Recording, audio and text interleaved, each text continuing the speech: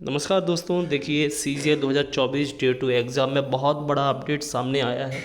ऐसे में जितने भी टियर 2 के कैंडिडेट हैं उनमें से बहुत सारे कैंडिडेट ऐसे हैं जिनको आयोग से बहुत बड़ी शिकायत है। शिकायत क्या है कि वो री एग्ज़ाम की बात कर रहे हैं, एग्ज़ाम पोस्टपोन करने की बात कर रहे हैं सीधे सीधे। उनकी क्या वजह रही है कि एकदम इतना अभ्यर्थियों में इतना आक्रोश दिखाई दे रहा है। वो पत्र पे पत्र जो है आयोग को भेज रहे हैं, उनमें कंप्लेन भेज रहे हैं कि हाँ, ये एग्ज़ाम दोबारा होना चाहिए। और ये लाजमी भी बात है। तो हम पूरी कारण हम जानने वाले हैं इस वीडियो के माध्यम से।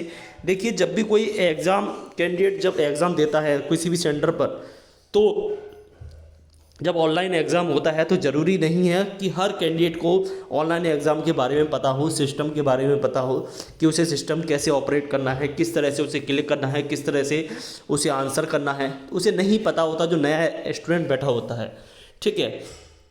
और जो पुराना स्टूडेंट होता है, अगर उसके सामने भी समस्या आती है तो वो इरिटेट हो जाता है। ऐसे में उसे बहुत दिक्कत आती है, क्योंकि लाजमी बात है कि पूरी साल तैयारी करने के बाद जब एग्ज़ाम में एक एक सेकंड भी बहुत मायने रखता है। ऐसे में अगर आपका सिस्टम भी दिक्कत कर जाए तो इरिटेशन और आपका मेंटली जो प्रभाव पड़ता है वो बहुत ही डीपली पड़ता है, ठीक है। क्योंकि एक दो नंबर से भी जो है पेपर में हार रह जाती है। इंसान जो है जब तैयारी करता है, कोई भी छात्र, कोई भी अभ्यर्थी, तो एक साल में कहीं 30-40 नंबर के लिए तैयारी करता है। और इतने में अगर किसी कारणवश, किसी सिस्टम की वजह से, डिपार्टमेंट की वजह से या सेंटर की वजह से अगर वो रह जाता है तो दोष किसका है। ऐसे में बहुत सारे कैंडिडेट की जो कंप्लेन आई है उनमें शिकायतें हैं, जैसे आपका जो जब लॉगिन करते हैं तो लॉगिन करके बार बार ऑटोमेटिकली आपका लॉगआउट हो जाना, ठीक है।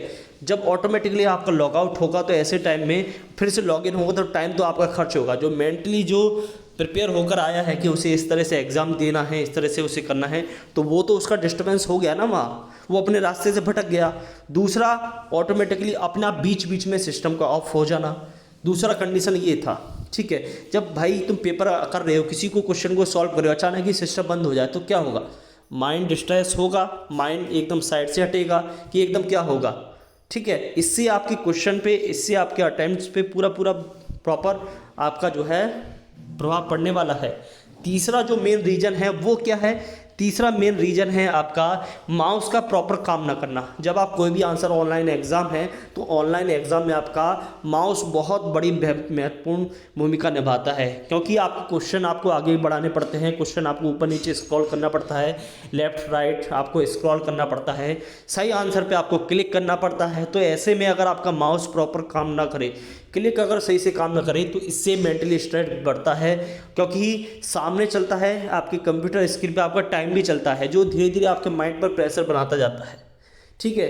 तो ऐसे में तीसरी कंप्लेन ये है। चौथी कंप्लेन है कि प्रॉपर जो है सही टाइम पर जो है आपका जो आपका रफ सीट आपको दी जाती है वो प्रॉपरली टाइम पर नहीं दी गई, ठीक है। ये भी कंडीशन रही है। और पांचवी कंडीशन है कि स्टाफ जो है इसको नॉलेज ही नहीं है, जो भी वहाँ सेंटर पर स्टाफ था उसको नॉलेज ही नहीं है कि इसकी जानकारी नहीं है ऑनलाइन एग्ज़ाम के बारे में। जब उन्हें खुद ही जानकारी नहीं है तो जो नया कैंडिडेट बैठेगा सिस्टम पर तो उसे वो क्या जो हेल्प करेंगे, क्योंकि इन्विजिलेटर जितने भी होते हैं वो हेल्प करने के लिए होते हैं। जब वो खुद ही ऐसे हैं तो सामने वाले जो कैंडिडेट है, जो नया, जो उम्मीद करके आया है कि हाँ वहाँ सेंटर पर हमें बता देंगे, तो क्या हेल्प करेंगे। ऐसे में बहुत सारी गड़बड़ियाँ आई हैं, बहुत सारे जो हैं देखने के लिए मिला है, बहुत सारे पत्र मिले हैं। तो आयोग के ऊपर एक तरह से प्रेशर आ चुका है पूरी तरह से, क्योंकि ये री एग्ज़ाम की सीधे सीधे बात कर रहे हैं, ये एग्ज़ाम पोस्टपोन करके री एग्ज़ाम की बात कर रहे हैं।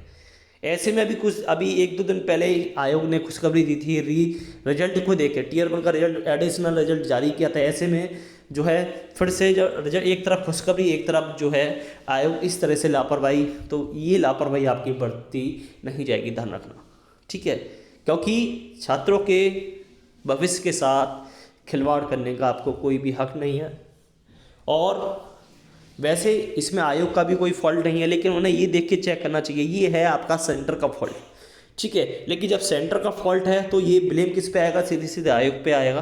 तो ऐसे में देखते हैं कि आयोग अब क्या करने वाला है, क्योंकि दिशा तो वही जा रही है कि आपका एग्ज़ाम पोस्टपोन होने की कंडीशन बनती जा रही है। बाकी का कोई भी अपडेट होगा आपको वीडियो के माध्यम से सूचित कर दिया जाएगा। तो दोस्तों, धन्यवाद आज के लिए।